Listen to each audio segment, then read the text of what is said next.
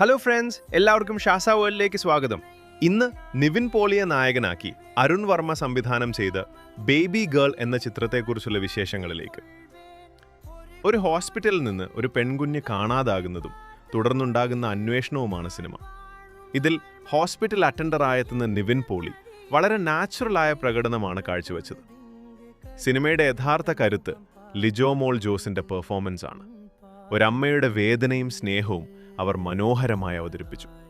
ഒപ്പം അഭിമന്യു തിലകൻ, സംഗീത് പ്രതാപ് എന്നിവരും തങ്ങളുടെ റോളുകൾ ഭംഗിയാക്കി. ജെയ്ക്സ് ബിജോയുടെ BGM സിനിമയുടെ മൂഡ് നിലനിർത്താൻ സഹായിക്കുന്നുണ്ട്. ക്ലൈമാക്സിലെ വൈകാരികമായ രംഗങ്ങൾ പ്രേക്ഷകരെ സ്പർശിക്കും. എങ്കിലും രണ്ടാം പകുതിയിൽ ചില ഇടങ്ങളിൽ സിനിമയ്ക്ക് ചെറിയൊരു ലാഗ് അനുഭവപ്പെടുന്നുണ്ട്. ചുരുക്കത്തിൽ നല്ലൊരു ഇമോഷണൽ ത്രില്ലർ കാണാൻ ആഗ്രഹിക്കുന്നവർക്ക് ധൈര്യമായി ബേബി ഗേൾ തിരഞ്ഞെടുക്കാം. ഫാമിലി ഓഡിയൻസിനും കുട്ടികളുള്ളവർക്കും ഈ ചിത്രം കൂടുതൽ ഇഷ്ടപ്പെടും. നിങ്ങൾ ഈ സിനിമ കണ്ടവരാണെങ്കിൽ അഭിപ്രായങ്ങൾ കമന്റ് ചെയ്യുക. പുതിയൊരു വീഡിയോയുമായി വീണ്ടും കാണാം. നന്ദി.